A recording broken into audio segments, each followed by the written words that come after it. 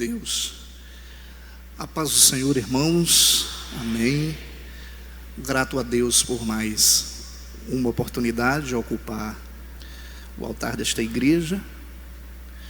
Feliz porque o Senhor, Ele me concede essa oportunidade, tendo como instrumento de Deus a pessoa do nosso pastor, que nestas terças-feiras nos tem, como disse Jones a semana passada, são 18 anos de culto de doutrina, às terças, e o pastor Josué pregando, e não queira saber o tamanho da responsabilidade e o que causa em nós estarmos aqui neste altar e de forma muito diferenciada nas terças-feiras.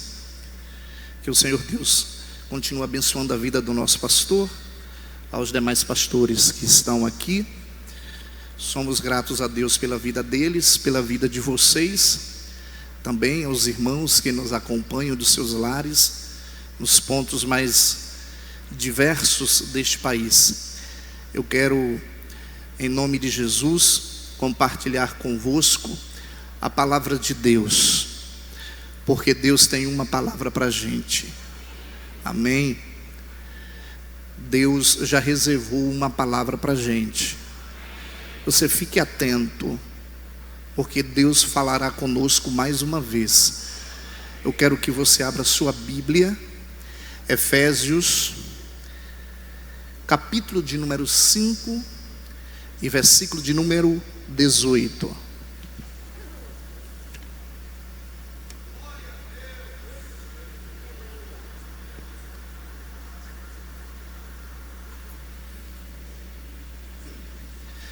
Efésios, muito conhecido esse texto, capítulo 5 e versículo de número 18.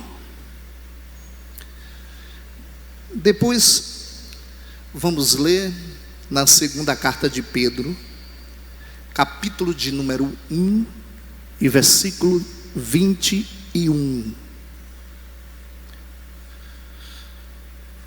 Efésios 5 e 18.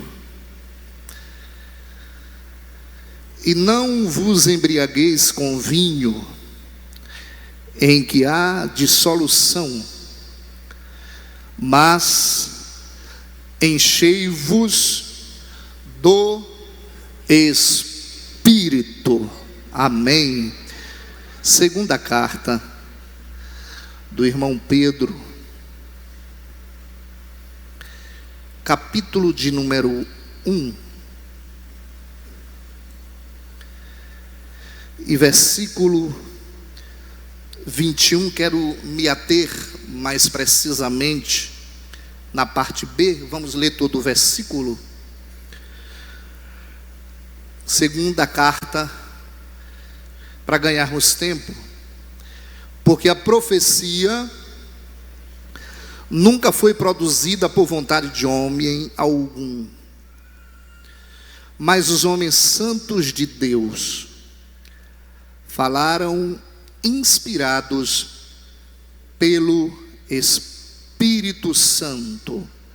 Amém? Pode se assentar, muito obrigado. Amados irmãos,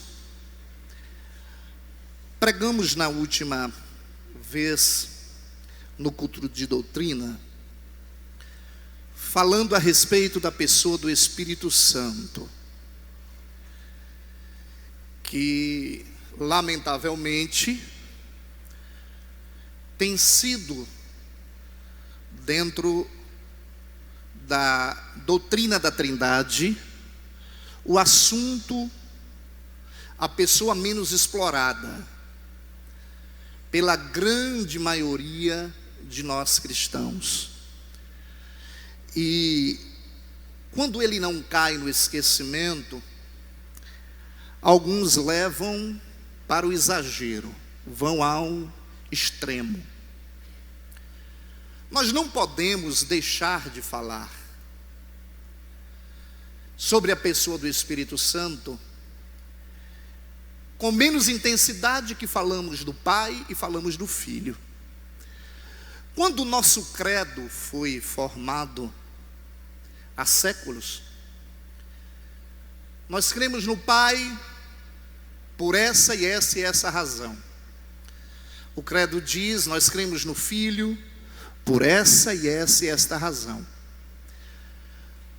Quando chega na pessoa do Espírito, o credo diz apenas: cremos no Espírito Santo, e não se diz mais nada. Então, já de longas datas, a igreja não se preocupou, vamos dizer assim. Estamos num culto de doutrina, e eu prezo pela doutrina. Como sempre tenho dito, quanto este altar tem prezado pela doutrina bíblica. É de estranhar que alguns ignorem de que o papel da pessoa do Espírito é tão importante, porque o próprio Jesus, ele disse que rogaria ao Pai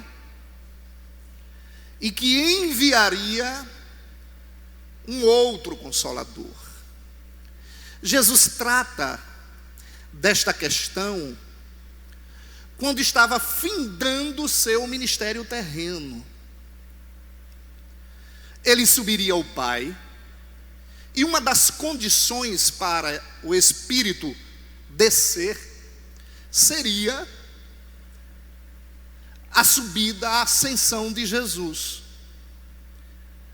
E a igreja primitiva, ela percebeu, ela entendeu, quando Jesus disse que eles deveriam permanecer em Jerusalém. Jesus fala isso antes da ascensão, até que do alto eles seriam revestidos de poder, e seriam testemunhas, não apenas em Jerusalém, mas na Judéia, Samaria e até aos confins da terra. A igreja de Atos dos Apóstolos é uma igreja que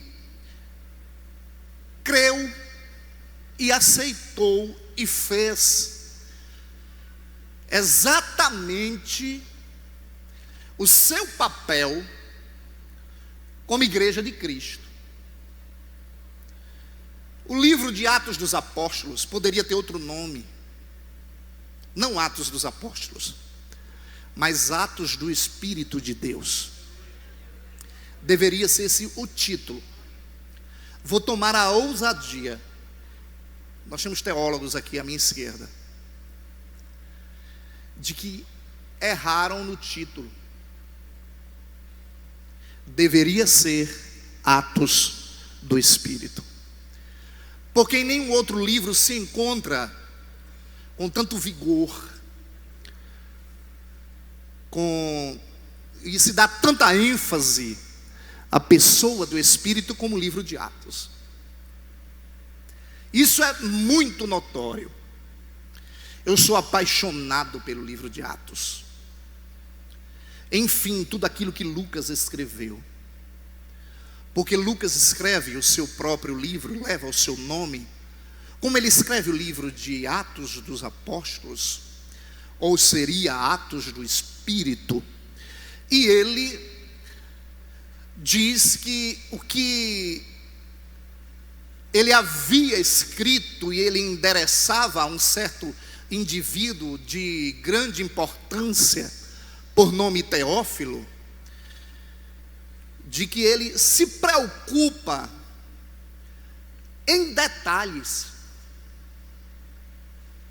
Ele busca as informações em testemunhas oculares, dos quais viveram o ministério terreno de Jesus. Ele fala isso no evangelho que traz o seu nome, logo no primeiro capítulo, para dar credibilidade que aquilo que ele fala tem um embasamento histórico real. Então, quando ele escreve Atos dos Apóstolos, ele entra com a mesma linha de pensamento. Ele se preocupa em registrar fatos. Eu posso dizer na ousadia do Espírito que fatos vão acontecer nesta noite e que pode ficar nos anais da história da igreja do Senhor. Porque Deus falou uma coisa comigo. Sábado, eu tenho convicção de que ouvi a voz do Espírito. E você que está me ouvindo aqui, você que está me ouvindo em casa, Deus tem uma palavra para você. Eu fiz questão de registrar para não perder nenhuma palavra.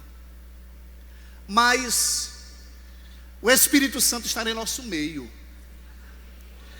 Ele foi responsável por tua conversão e te conduziu a este santuário nesta noite. Te conduziu a este santuário nesta noite. Você não veio aqui porque quis. E eu não falo disso com audácia, com jactância. Eu falo com convicção. O Espírito de Deus, Ele estará em nosso meio. Amém? Então, falando a respeito da pessoa dele, vamos dar crédito então ao que ele diz e o que ele fez por intermédio dos homens que viveram sob o seu domínio. Eu quero tomar apenas duas figuras bíblicas, dois grandes vultos das Sagradas Escrituras. Essas duas pessoas, elas se destacam de uma tal forma que uma delas é comparada ao ministério de Jesus, e que depois de Jesus alguém tenha sido tão notável quanto ele. Mas eu quero nesta noite começar sobre a pessoa de Elias. Vivendo sob o domínio do Espírito, Elias então ele restaura o culto a Deus em Israel. Partindo do contexto histórico que Elias viveu, ele é um profeta já de uma idade considerável, que conheceu o reinado de Onri, que depois dos anos prósperos de Davi e de Salomão, e depois da divisão dos reinos do norte e reinos do sul, foi este o momento mais próspero de Israel. Por qual motivo? Onri havia realizado alianças, firmado alianças com várias nações e pagãs. Então Israel cresce e prospera de forma magnífica. E quando Onri morre, então entra Acabe. Então, quando chega o período de Acabe, não obstante a pujança, a grandeza, o fortalecimento do reino de Israel, aquele reino recebe como rainha a Jezabel. A entrada de Jezabel na vida de Acabe, ela é tão desastrosa para Israel, ela é tão maléfica para Israel, ela foi, sem sombra de dúvidas, o maior instrumento do diabo para perverter uma nação, inteira. Isso dá a entender que um indivíduo sob uma influência, ou boa ou má, ele tem condições de exercer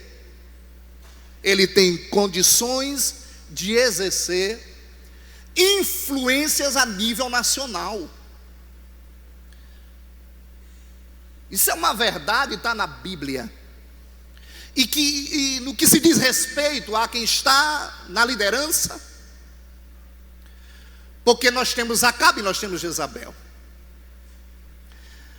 A rainha ímpia e má, ela propaga em Israel o culto a Baal. Quem é Baal? Baal era o deus principal dos cananeus.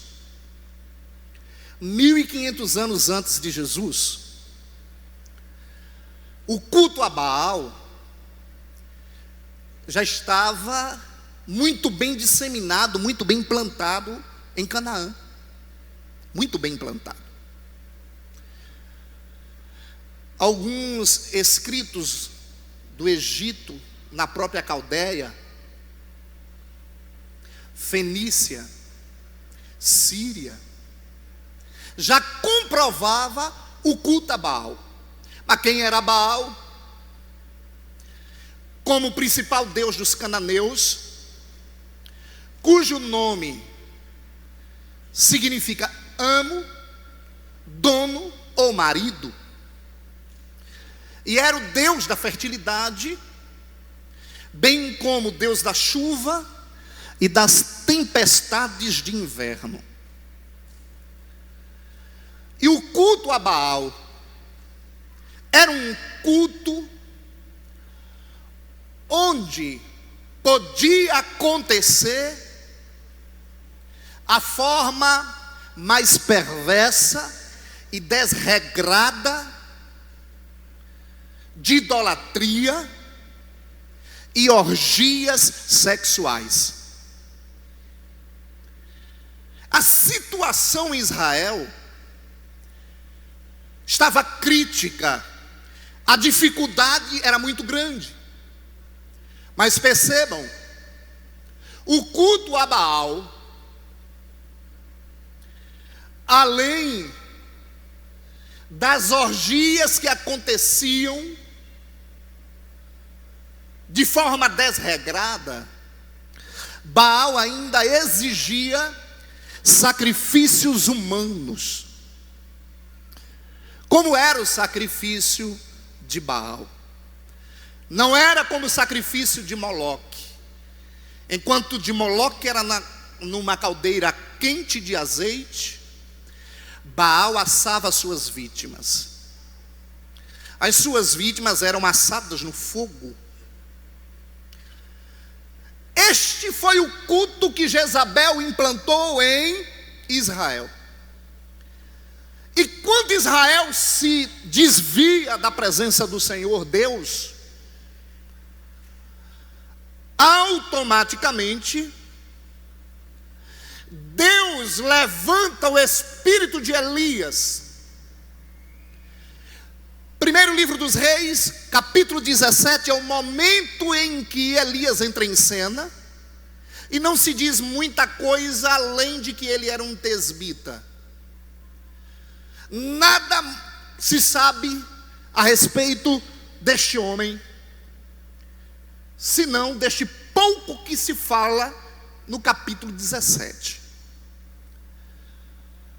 E quando quando o profeta Elias tem um encontro com Acabe, rei de Israel, e por conta do estado espiritual e moral degradante de Israel, o Senhor diz para Elias que Elias profetizasse 3 anos de seca. Ora, Israel, um país agrícola, que economia se sustentaria sob o pesado jugo de uma seca de 3 anos. Esta seca de 3 anos tinha como motivo disciplinar Israel. Deus não tinha enviado nenhuma nação para castigar Israel neste momento, mas envia a seca em Israel. Quando tudo em Israel já estava acabando,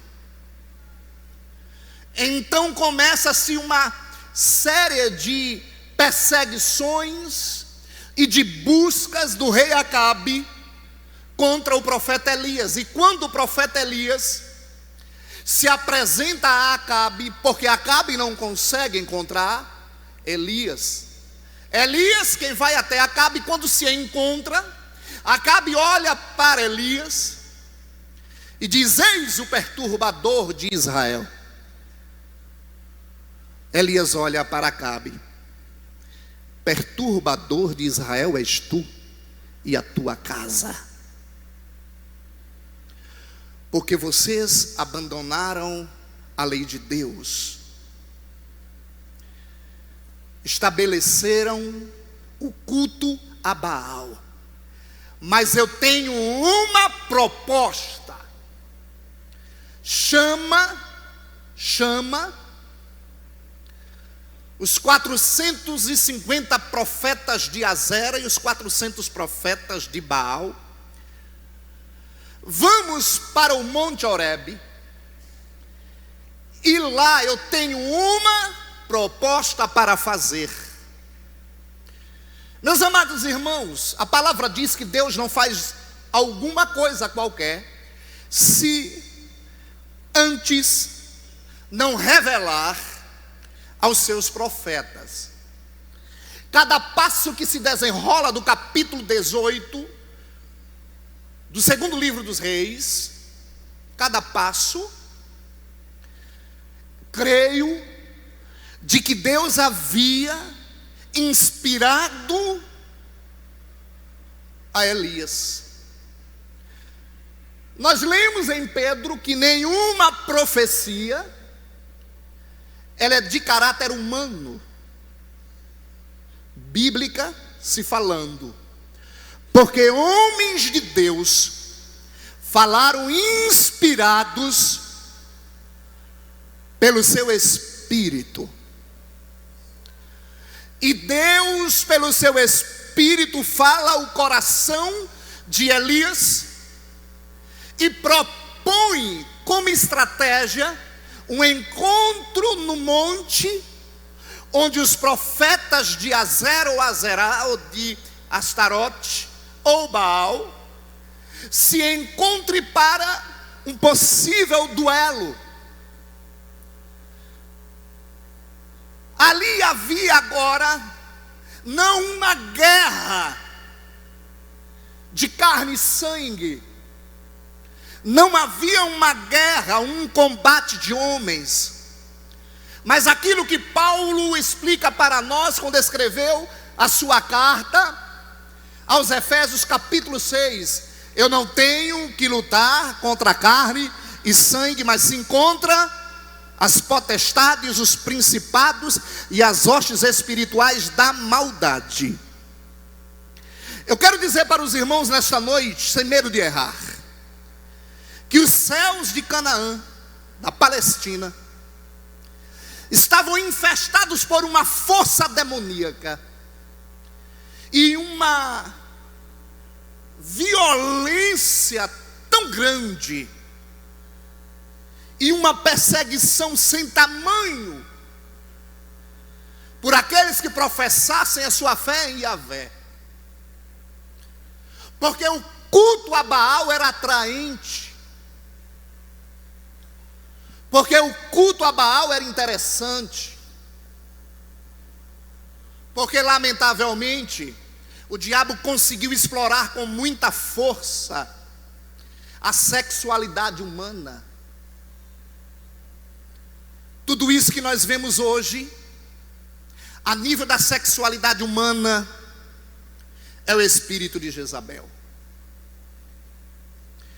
O culto a Baal era de uma atração muito grande, era violento, mas lá sobre um monte estava um homem de Deus que resolveu simplesmente tomar uma posição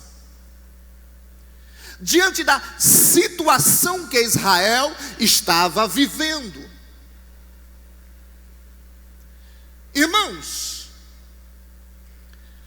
não era um culto qualquer, não era. Era um culto diabólico. E estava ali um homem de Deus que sobe ao monte e faz uma proposta: tragam os seus profetas. A proposta é: o Deus que responder por fogo hoje em Israel, este é o Deus de Israel.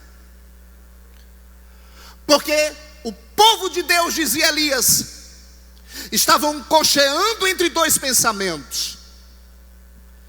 E Elias propõe o seguinte: se Baal responder por fogo, então vocês sigam a Baal.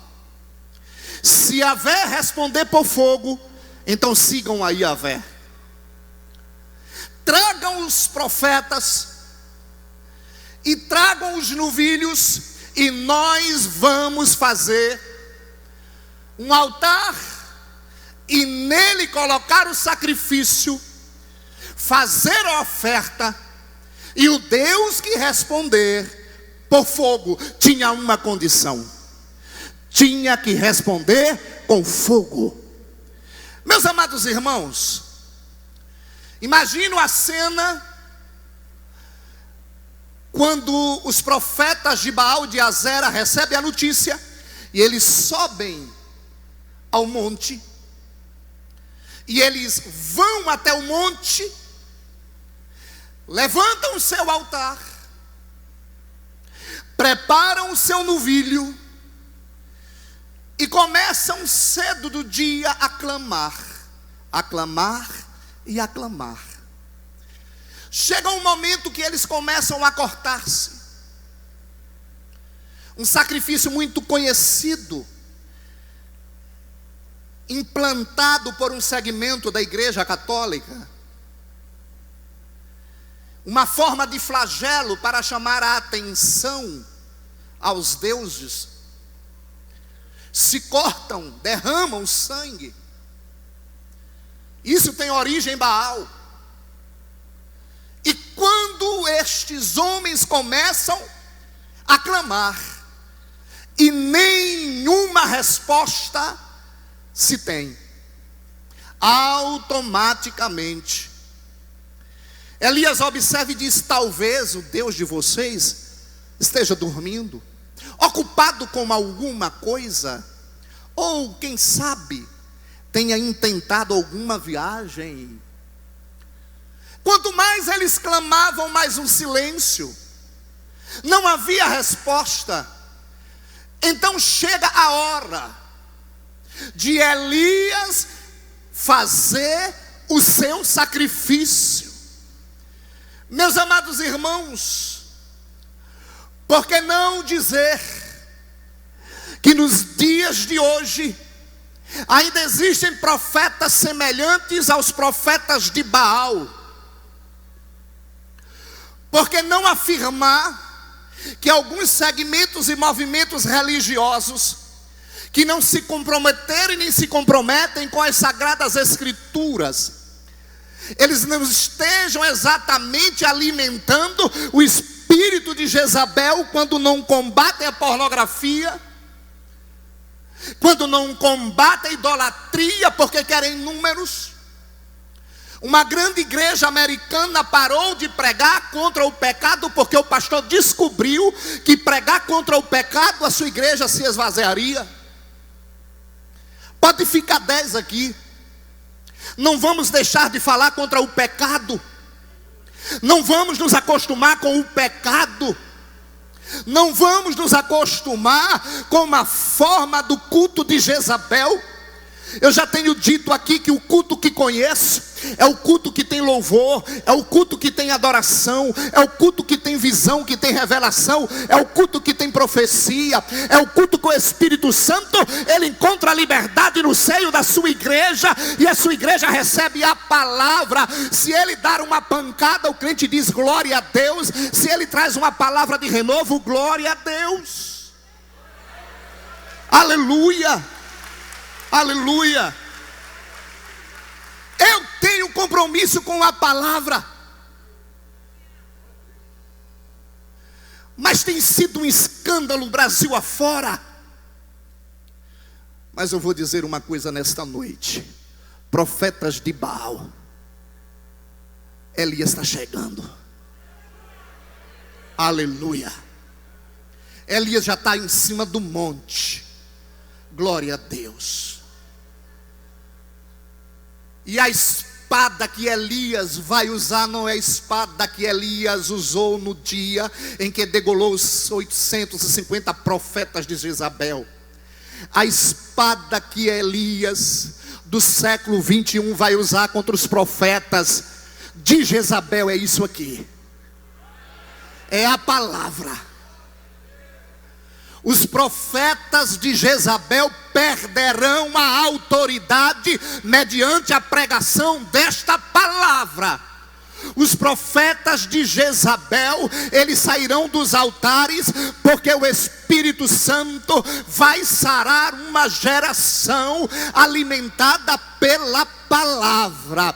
O espírito de Jezabel vai dar lugar ao Espírito Santo de Yahvé, e ele vai operar, e o diabo não vai impedir. Então espada nos profetas de Jezabel, eles cairão por terra, estão engravatados bonitinhos, de anéis no dedo. Mas eu quero te dizer nesta noite, Elias está chegando com espada desembainhada, espada de 2 gumes, que atravessa a medula do homem, oh aleluia, que faz divisão lá na alma do homem. É esta palavra que você precisa. Você não precisa de afago quando está no pecado. Pecou, irmão, confessa que você alcança misericórdia, diz a palavra. Não comungue com o pecado. Se na igreja que você congrega não tem mais espaço para a palavra, oh aleluia, vem para onde tem palavra, porque a palavra sara, porque a palavra cura, porque a palavra transforma. Eu quero ouvir a voz dos Elias de Deus nesta noite, dando um glória a Deus, dando um aleluia. Se você tem compromisso com Deus nesta noite, oh aleluia, Ele merece ouvir lá dos altos céus, porque tem altar sendo restaurado.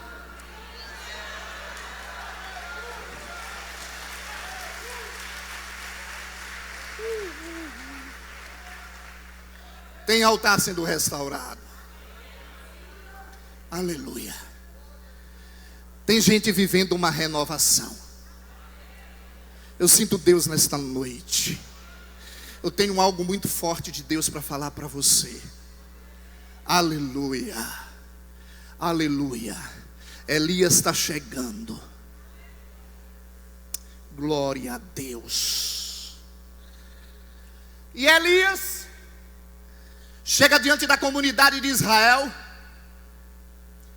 porque aquele dia era um dia de decisões.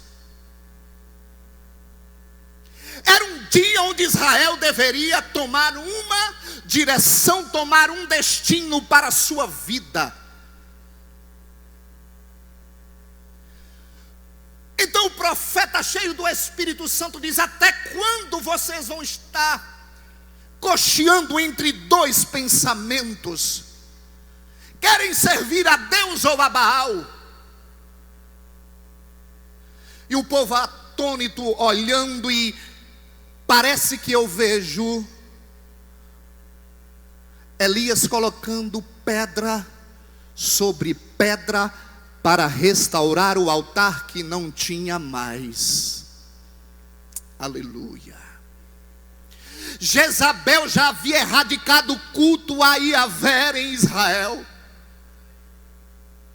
Jezabel já havia disseminado a sua doutrina, a tal ponto que aquele povo que foi chamado como nação santa, povo adquirido, povo eleito, sacerdócio santo, aquele povo perdeu todas as características.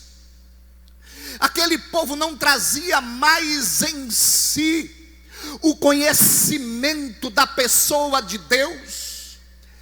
Eles haviam esquecido da voz de Oséias, quando Oséias brada e clama para que o povo prossiga em conhecer ao Senhor, porque é necessário que se conheça a Deus, e porque é necessário que se conheça a Deus, para que não caia nos engodos de Satanás, para que não viva sob o cativeiro de Satanás, porque o que Satanás propõe através de Jezabel é o engodo, é o engano, é o culto ao diabo, não é outra coisa.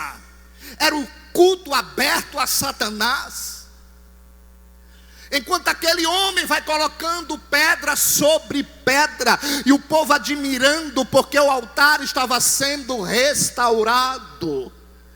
Quando o altar é restaurado, parte-se o bezerro que era para o sacrifício. E então Deus gosta de desafios. Deus faz coisa para dar um nó no juiz do cão.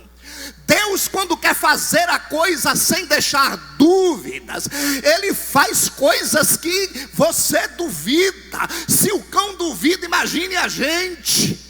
Uma coisa é certa: Deus tem coisas novas para fazer.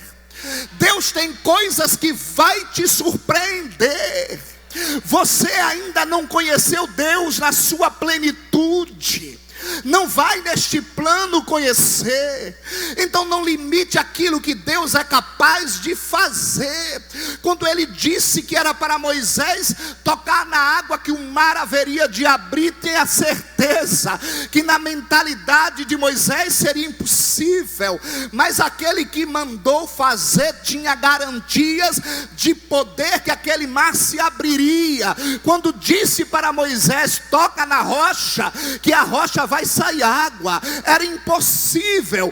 Quando Sara, já velha, ouviu a voz de Deus dizer que ela abraçaria um filho, ela riu em seu íntimo, e Deus ouviu lá no seu íntimo a risadinha sarcástica dela, e o Senhor disse: a porventura alguma coisa difícil para Deus? Recebe essa aí nesta noite. Não tem nada difícil. O difícil é coisa pequena para Deus. Diz para teu irmão aí: é coisa pequena para Deus. Ele é Deus do impossível. Ele é Deus do impossível. Entende isto, creia nisto, creia nisto. Ele é Deus do impossível. Meus amados, quando o altar é construído, o animal é colocado sobre o altar. Então Ele diz: bota a lenha, mas além da lenha, joga a água. Irmãos, isso é muito sem lógica. Joga a água, muito sem lógica. Até onde sabemos, e a lógica diz, que a gente apaga fogo com o quê? Apaga fogo com? A gente apaga fogo com água. Mas quem mandou? Quem foi que mandou? Deus que mandou. Então, se Deus mandou, faz. Se Ele disse para ir, vá. Aleluia. Você está entendendo, querido? Você está compreendendo? Não perca uma palavra não, que Deus está falando com você. E tem outra coisa linda aqui que eu vou falar para você já já. Jesus olha para Pedro e diz: vem. Pedro pesava mais do que a água, uns quilinhos a mais, seria o suficiente. Então vem, Pedro, sob a tua palavra eu vou. Sob a autoridade da palavra, se Deus falou com você, então obedeça e vá.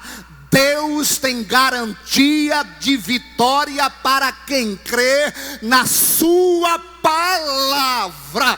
Deus tem garantia de vitória, mas é para quem crê. É para quem crê. Se você crê, Deus vai abrir mar de novo. Deus faz Pedro andar sobre as águas de novo. Oh, alagabachai. Ele está nesta noite, aleluia, e Ele gosta de desafios. Então, quando Ele sopra no coração de Elias e diz: bota água, esse povo não vai ter dúvida. A água estava ali como selo, autenticando para aquele povo de que uma coisa nova e que só Deus faria aquilo. Joga água, então encheram de água, então joga mais água.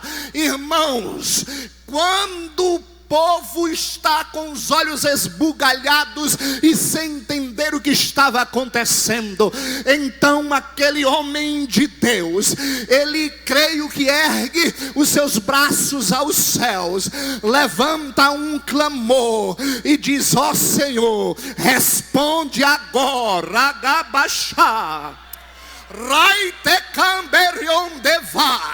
Quando o crente ora, tem resposta do céu. Não sai do teu joelho nesta noite.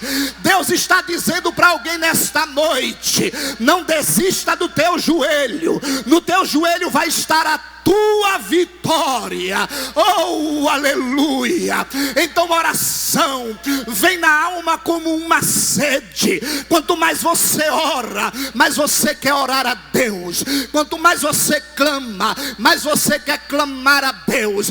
Quando você clama, você tem presença dele, e não tem coisa melhor do que a presença de Jeová. Oh, aleluia. Você quer presença de Deus? Então vai para o joelho e clama no joelho, adora no joelho, porque tem resposta. Tem resposta, porque quando Elias se ergue, aleluia, em oração e diz: Senhor, responde, lá dos altos céus eu posso enxergar, posso ver pelos olhos da fé, aleluia. Então vem uma chama de fogo, ela vem com tanta força, ela bate sobre aquele sacrifício, e a coisa é tão séria que não apenas o sacrifício é consumido pelo fogo de Jeová, mas também a lenha é consumida. Pastor, mas não parou por aí? Não parou, querido. Tem mais coisa nova vindo para a tua vida. Oh, aquilo que você pensava que não ia chegar nunca, é a madeira agora que vai ser consumida pelo fogo. Então fogo, eu estou sentindo unção. Rabai, Rai que mondebassou. Recebe em nome de Jesus Cristo. Tem unção aqui, tem poder aqui. Recebe, recebe. Desça fogo nesta noite. Desça fogo nesta noite. Jeová está aqui. Ele vai responder por fogo. Então a lenha é o problema difícil, pastor, mas tem uma coisa mais difícil, é a pedra. Deixa eu te falar, a pedra também foi consumida pelo fogo.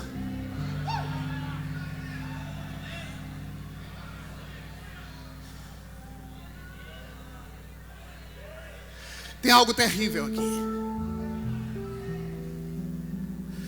A pedra foi consumida pelo fogo.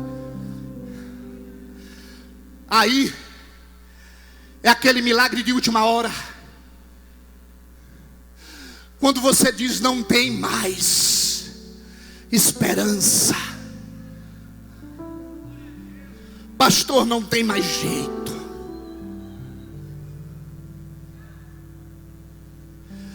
Pastor, ei, a porta se fechou. Refresca a tua alma. Elevo os meus olhos para os montes. É o suficiente. Elevo os meus olhos para os montes. Quando Pedro e João subiram à porta do templo para orar, que encontraram com o coxo. O coxo pede uma esmola, mas ele não olha para cima. Aquele coxo só recebe a vitória quando ele olha para cima. Você entendeu aí? Só vai receber a vitória se olhar para cima. Aleluia. Este que é Deus, é Ele que está dizendo: olha, olha. Pedro e João olham para aquele moço e diz: olha para nós.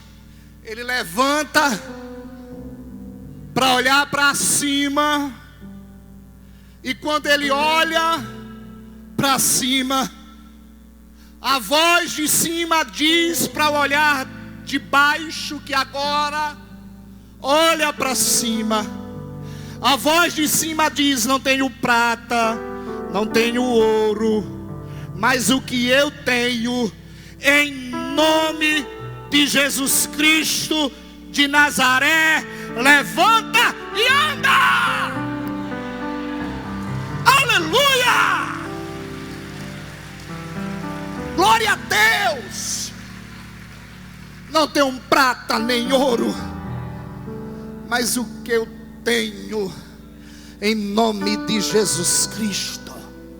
Então o povo olha para cima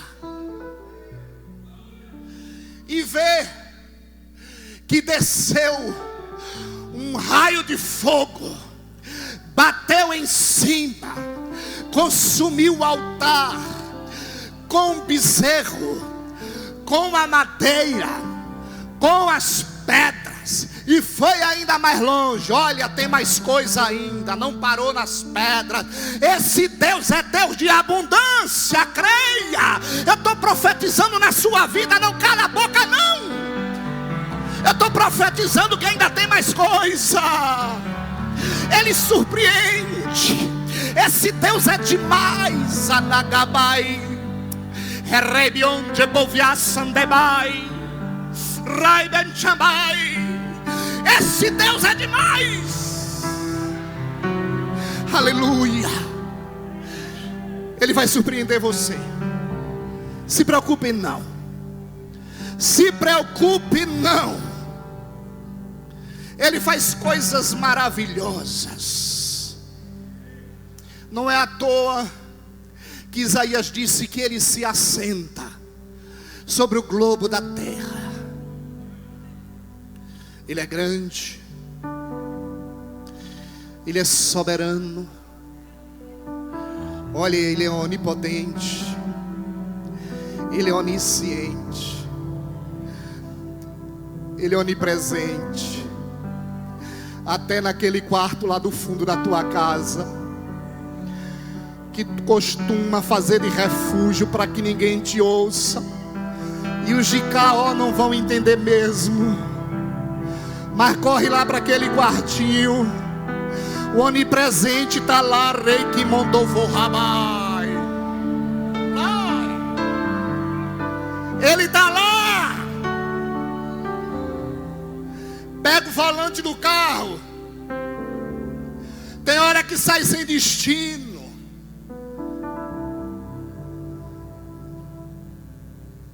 Olhe, Ele está sentado do lado.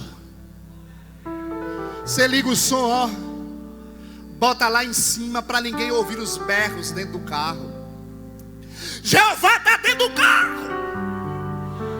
Ele é onipresente.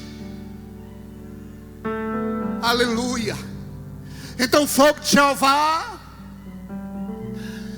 queimou o bezerro, consumiu o bezerro, consumiu a madeira, consumiu as pedras e lambeu a água. Aleluia. Quando o povo de Israel viu aquilo, estrondou em uma só voz: só o Senhor é Deus, só o Senhor é Deus, só o Senhor é Deus, só o Senhor é Deus, só o Senhor é Deus, só o Senhor é Deus, só o Senhor é Deus. Faz um coro nesta noite e canta: Rabá, Shemanagabai. Só o Senhor é Deus. Ele quer ouvir nesta noite: só o Senhor é Deus, só o Senhor é Deus, só o Senhor é Deus. Aquele povo reconhece, aquele povo se dobra. Oh, porque em Israel não se tinha visto nada igual. Oh, aleluia. Porque agora só o Senhor é Deus.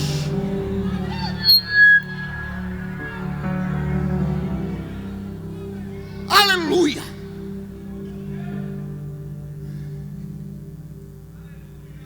Escute, para encerrarmos, vou apenas citar este indivíduo e falar aquilo que Deus soprou no meu espírito. Vivendo sob o domínio do Espírito, Eliseu viveu sob dupla unção. Elias era o pai espiritual de Eliseu. Não tinha um momento, um lugar em que ele não estivesse junto do seu pai. Ele estava o tempo todo na companhia, observando, passo a passo. E ele sabia que o ministério profético de Elias estava chegando ao fim, porque Deus disse que tomaria Elias, tomaria para si. Então, o ministério terreno de Elias teria um fim aqui.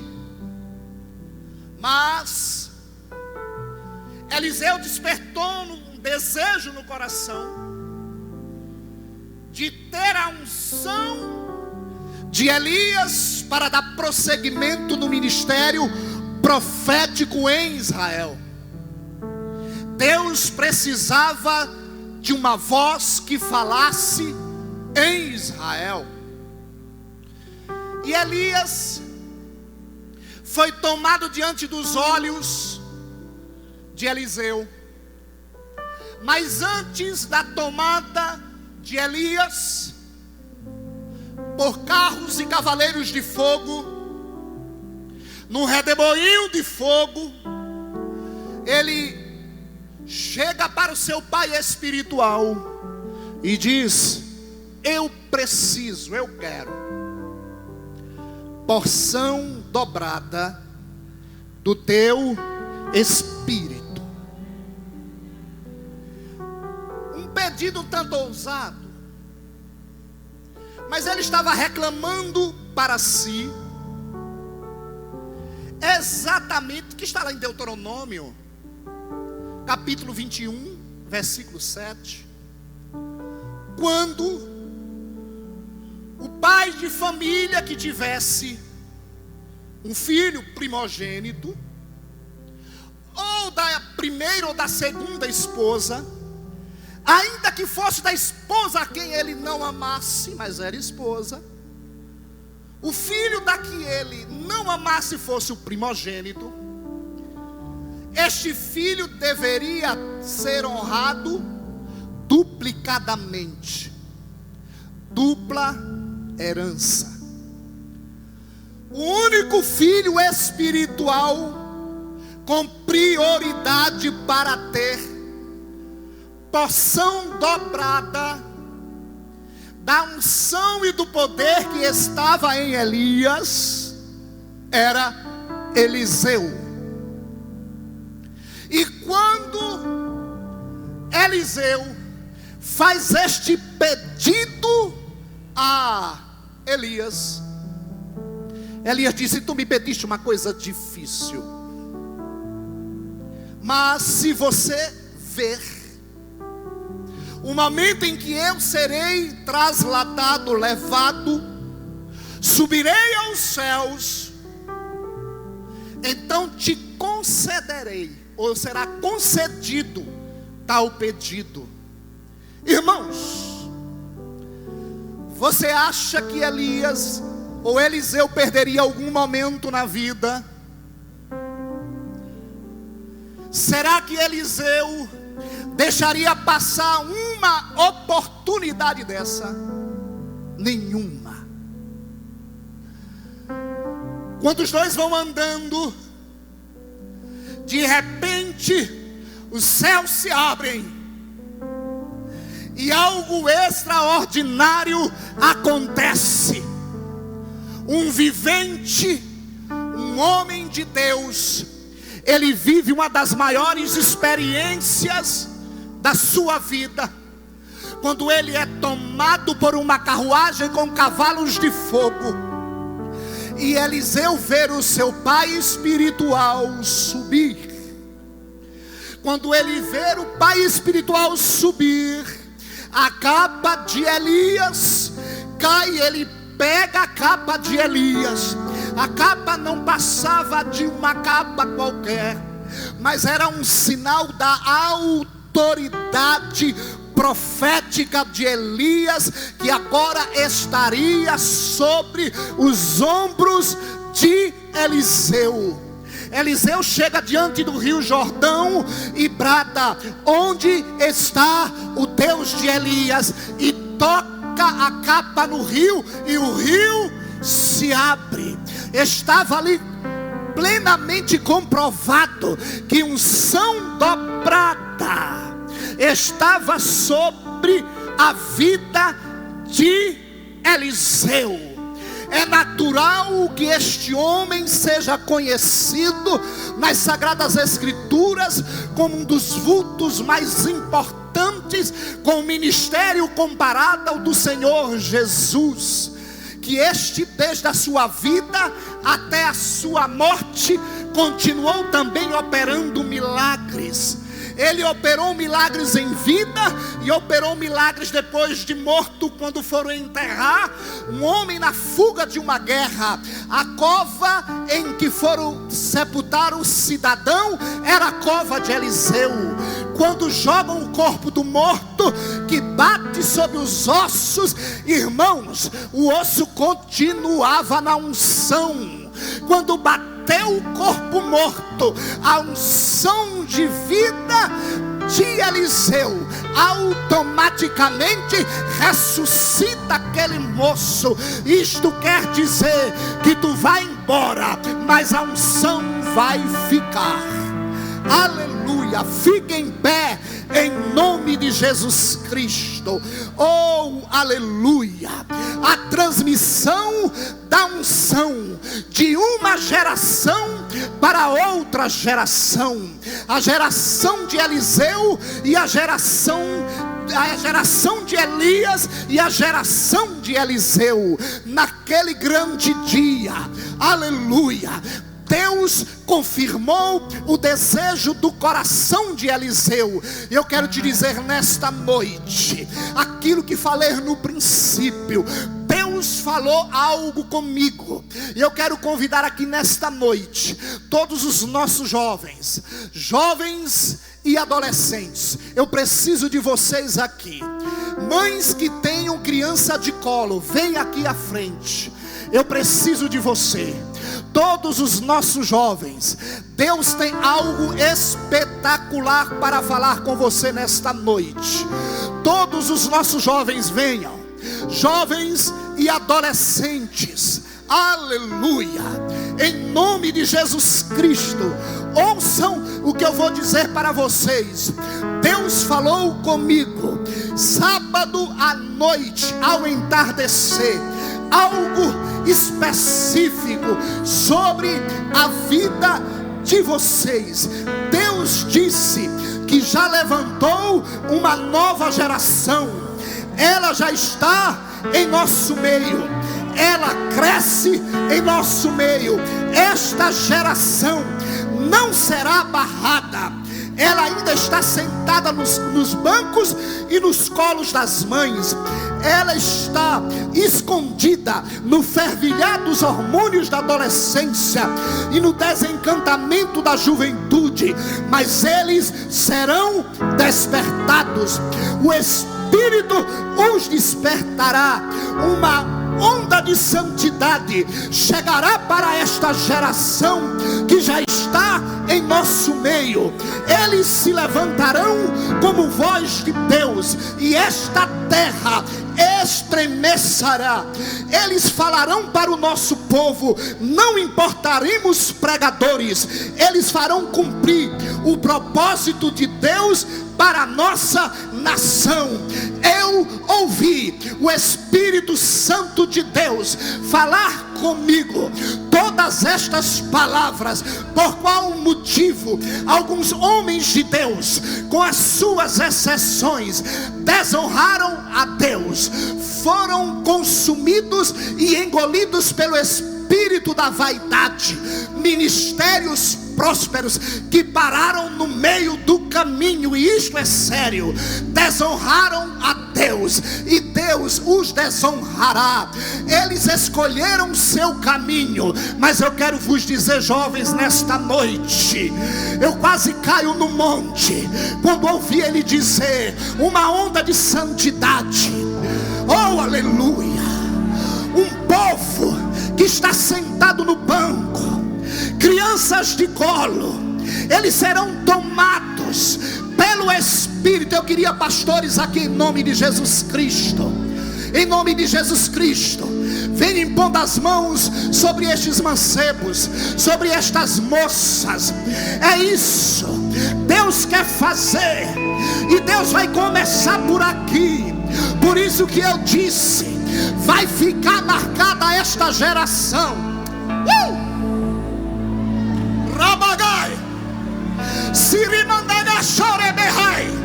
Se você acredita, você olha e diz: meu filho não tem jeito. Enxerga com o olho de Deus nesta noite. Meu filho não quer nada, pastor.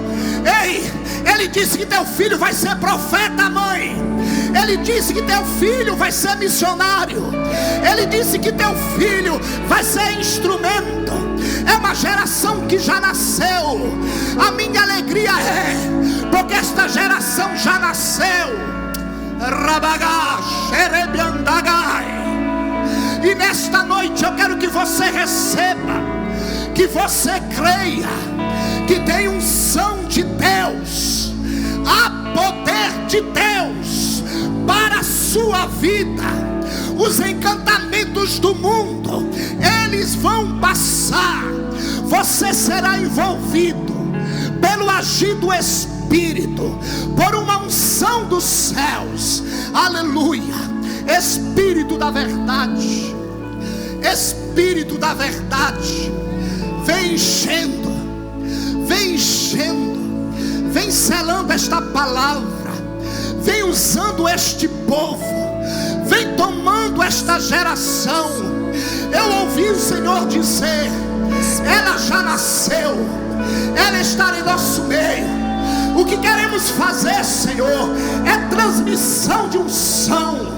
Oh, aleluia. É uma geração que vai passar, mais uma que está chegando. Aleluia, recebe aí, recebe aí, seja tocado aí, em nome de Jesus. São ministérios profundamente ricos. Deus vai levantar profetas, Deus vai levantar pastores, Deus vai levantar mestres. Rabagai, Rebenecomarabachai, Rabaganai. Recebe porque é de Deus. Seja cheio porque é de Deus. Recebe em casa, recebe um som em casa. É de Deus. Deus chamou a tua vida, Deus marcou esta geração.